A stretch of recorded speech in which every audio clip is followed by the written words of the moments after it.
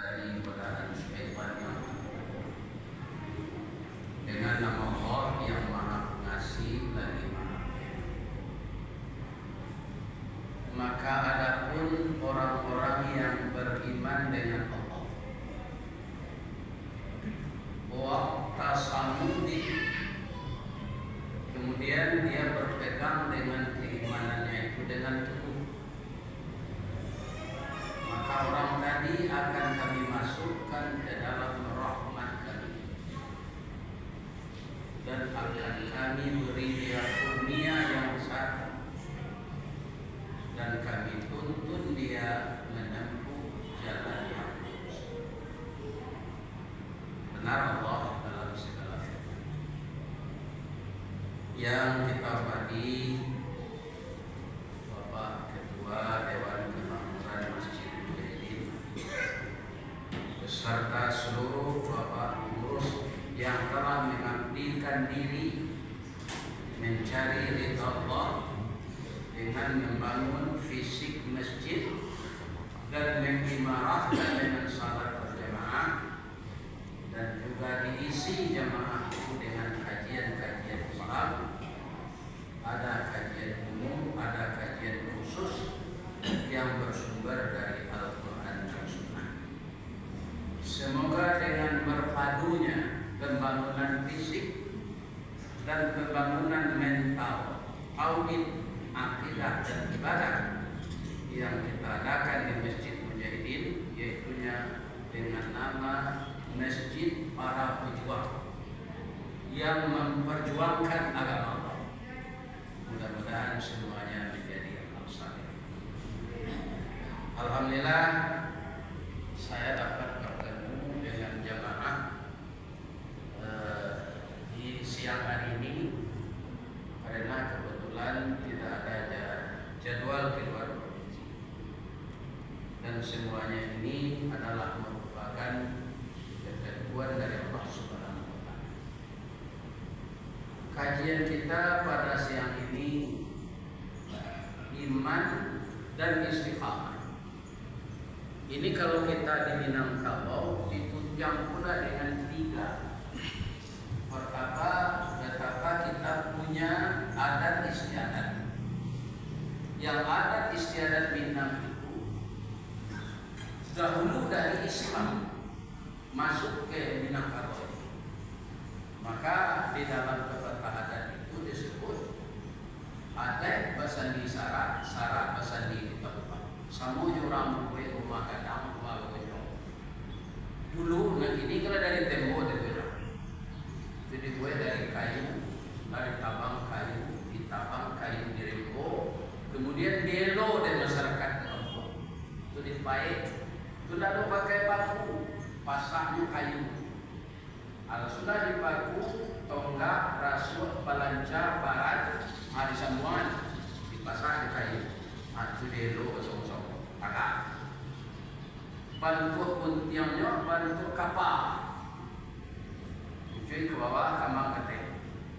Setelah berdiri dia di perumahan yang datar tadi, baru disorongkan sandi.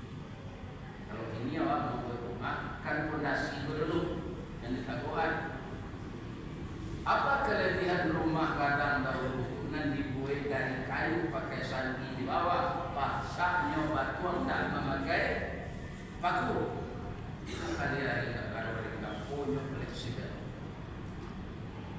Bapak-bapak boleh mencari rumah gadang terbanyak itu di Kinari, tapi nan viral di Muarolabua. Di Kinari lebih dari 1.800 rumah gadang, di Muarolabua 1.000. Tapi yang viral itu nan di Muarolabua. Jadi Islam datang sesudah itu, adat sudah ada. Maka apa yang diajarkan Islam itu mudah orang Minang memahami. Karena apa? Ajaran adat itu yang sawana adat, tidak ada yang berlawanan dengan Islam. Mau buat sama panjang, menimbang sama barek, mau hukum sama dia. Itu ada dulu. Saya orang tua itu mengincian yuang. Aku nan kawalang gue di negara harus menurut aku jawaban itu. Di mana letak kesalahannya kebanyakan di zaman yang disebut zaman now ini? Pepatah itu dirusak orang. Nah, menurut anu jo patut ini nama patut dia. Cara secara umum ya ini kedisita saja. Apa nambah ini jadi pedia ini menganggur. Kok ada sita? Ya kan? Dahulu ayah jadinya saya melandai jalan raya di Pisan Batu. Pertama cari jalan pandai paham dulu menjadi satu. Terjadi pergeseran orang yang memakai itu lagi. Si picit daun si picit, pembungkui daun jiratang, menjadi menulicit, nan bodoh membayar. Coba kita amat-amat. Iya kan? Nang kamar saya pajak dinaikin terus jaga pak. Pengusaha atau rakyat kecil. Rasanya rakyat kecil pun mau selalu contohan. Benda kecil, bayi berjalan. Itu PBB pun nak kadang karena rumah BTN. BTN itu bangunan tidak normal.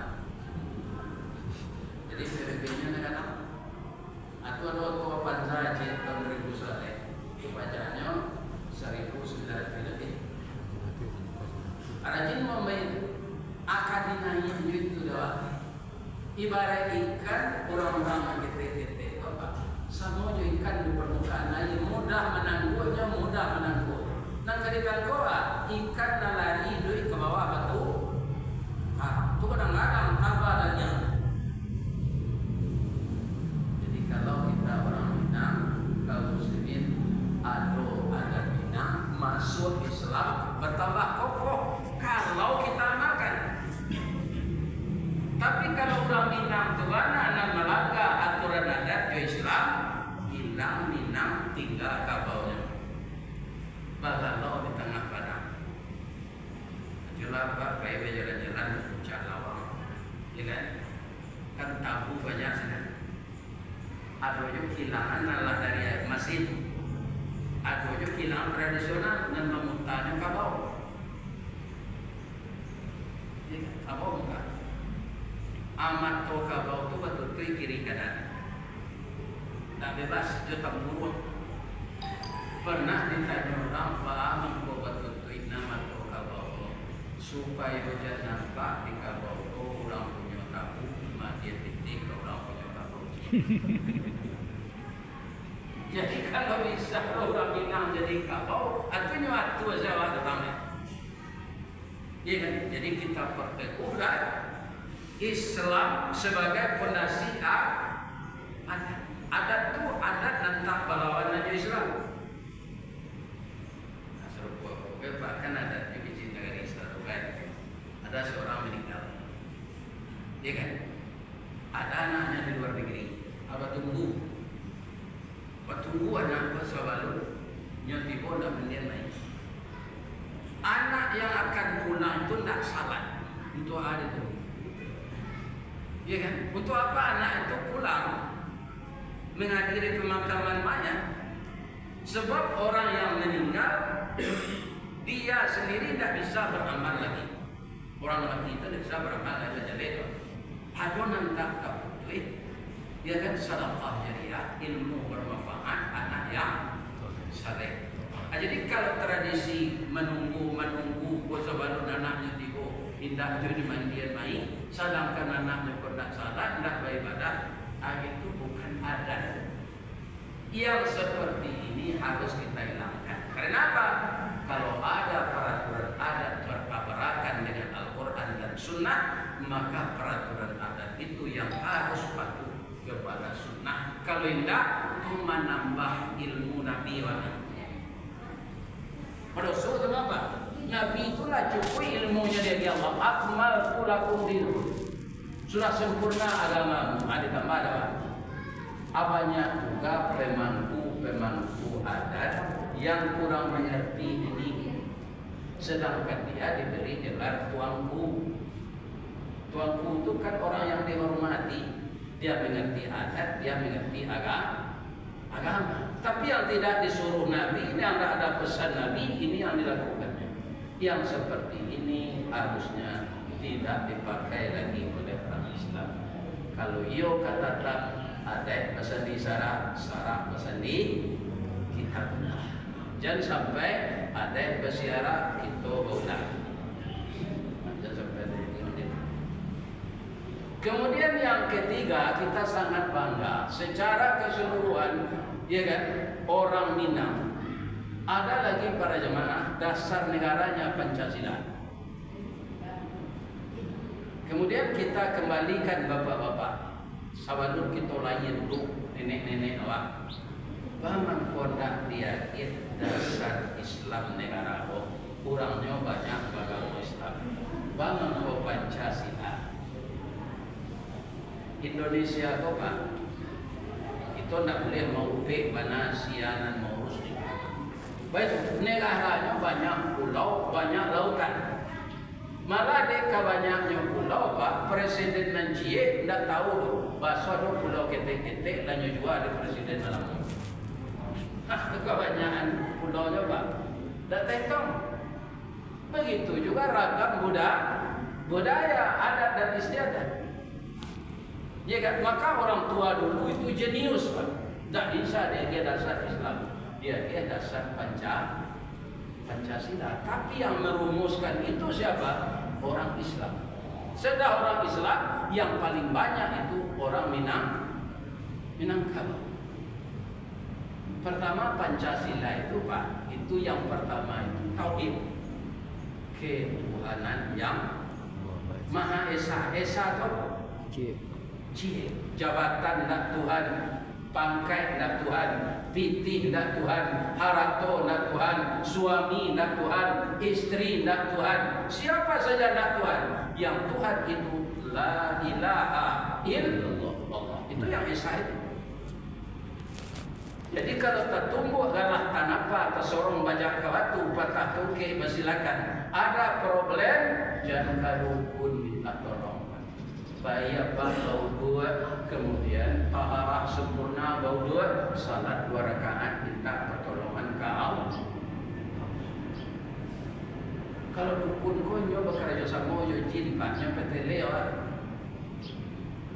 Dan kalau kita percaya 40 hari, 40 malam salat tidak diterima. Percaya saja baru tu apalagi minta tolong. Ini atau ketuhanan yang Maha Esa menjaga kau. Yang kedua apa? Kemanusiaan yang adil dan beradab. Saya beri contoh. Awak banyak ibadat, cukup sebenarnya ibadat wajib, ibadat sunnah. Tapi kanun bapak dan ibu-ibu adab kurang. Apa itu adab? Pak Gubernur menyebut karakter. Ada orang semenjak dulu kita dengar menyebut moral. Di dalam Islam akhlak dan adab. Dan akhlak itu saja masih terbagi dalam Islam. Kalau orang nandeki, iri, ujub, sombong, merasa inyonan paling baik, meremehkan orang lain, bapak-bapak dan ibu-ibu yang terhormat kaum muslimin, itu namanya para jemaah orang-orang yang melanggar aturan Allah, jauh dari adab yang baik. Maka akhlak seperti itu disebut akhlakul mazmumah. Nyolai akhlaknya pangkanya bimazmumah. Apa itu mazmumah? Tercela. Akhlak yang seharusnya bagi orang ahli ibadah apa? Akhlakul karimah. Akhlakul karimah. Kita contohkan Nabi Muhammad SAW. Beliau disakiti ketika berdakwah di Taif. Malaikat menawarkan jasa, ya Muhammad, mintalah doa ke Allah, hancurkan orang Taif. Apa kata Nabi? Saya memang ingin minta tolong kepadamu wahai malaikat Jibril, tapi bukan menghancur mereka, tapi mengaminkan doa saya. Apa doa Nabi ketika beliau disakiti itu? Bukan menyumpah, bukan meminta orang ini dihancurkan. Allahumma di qaumi fa innahum la ya'lamun. Ya Allah, beri petunjuklah kaumku ini. Mereka berbuat begini kepada saya, dia alut tahu jo ajaran yang boleh. Balainya jo alut sampai ke pulau, berjalan alut tiba di batik. Tuman kocui punya jombo. Tunjuki dia ya Allah. Kalau dia sudah mengerti, dia pasti punya adab dan akhlak kepada saya. Jadi kalau ada orang menyayo apa, jangan disumpahi, jangan didoa, jangan menyayo. Mintaan ke Allah supaya dia diberi petunjuk. Kalau dia diberi petunjuk, Allah berkurang. Dia orang zalim, Allah berkurang. Dia orang tak punya adab. Ya kan? Itu tinggal Allah saja lagi. Apakah diberi petunjuk dia atau dibiarkan dia berakhlak buruk itu sepanjang masa, itu hak prerogatif Allah. Ya kan? Nah, sesudah itu apa lagi kaum muslimin yang persatuan Indonesia di Minang atau sayo mangko sakato sapake mangko menjadi. Kalau dia pantun je sawah lunto jalan ke salah kadurian memelidati ube kepala nanyo siai. Ninang kabau nanti golua perintah datuk perpatit inyo barajo kamu pakai. Anan harus dikerajokan, anan harus diputuskan melalui musyawarah mufakat. Tidak boleh gadang melendo tajam menteri. Kemudian apa lagi yang keempat? Kerakyatan yang dipimpin oleh hikmah, kebijaksanaan, permusyawaratan dan perwakilan. Berapa indah. Itu putra Minang Pak yang menyusun. Ya kan? Kemudian yang kelima, keadilan sosial bagi seluruh rakyat Indonesia. Namun demikian indah Islam dasarnya berupa Pancasila. Alun sadonya poin-poin itu terlaksana di Indonesia dengan baik. Ya kan? Dalam proses-prosesnya apabila sampai 5 poin itu akan terlaksana secara benar. Wallahu a'lam. Tapi mulailah dari pribadi kita masing-masing.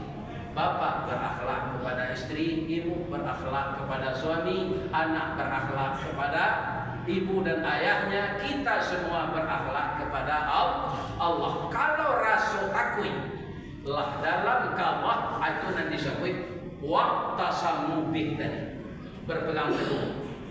Kalau dilarian ke bahasa Minang, baure cakam katana jauh taunjak tapi talu banu ada bumi dirempunnya digampu indah tabokekan di badai alun ketauliang konon kogoyang angin lalu. Islam menyebut istiqamah waqtasamu bih. Orang ini akan dimasukkan oleh Allah ke dalam rahmat. Rahmat itu apa? Gabungan antara nama Allah Ar-Rahman Ar-Rahim. Apa gabungan dua itu? Namanya rahmat. Kalau ada masing-masing awak Bapak Ibu, rahmat itu lapasana kena kadang lapangan kena tinggi. Kemana pergi kita disertai? Kita akan aman. Nah, ujungnya apa? Wa yahdihim ilaihi siratan mustaqima. Mereka kami tuntun menempuh jalan yang lurus. Akan hasil apa dan apa? Kalau jalan sasi, dia nanti turun ke rupa, tentunya kita alun beriman dan istiqamah. Kalau atunya kita nak kerajo di PT Mudanir atau alun leter kalau persoalan, kita coba Pak Mudanir, Badan Usaha Dana Rentenir. Mudanir. Ibu ada usaha itu. Kalau ada alun istiqamah iman atau sampai anak di sana sampai minta bayinya tanyalah diri kita masing-masing. Sudahkah saya termasuk orang yang berpegang teguh beriman? Sudahkah masuk saya orang yang istiqamah? Orang itulah yang akan digiring oleh Allah menempuh jalan yang lurus. Itulah bapak-bapak dan ibu-ibu yang terhormat tausiah kita pada siang ini. Semoga bermanfaat. Saya juga sebagai yang menyampaikan bisa mengamalkan, jamaah juga begitu. Insyaallah apa nanti dari siko subuh besok insyaallah kalau tidak mati ya boleh. Ya, sebab orang lalu mati orang larawan mati mana? 73 ada datang kita bersama-sama balik mungkin juga ada nak sujud tilawah.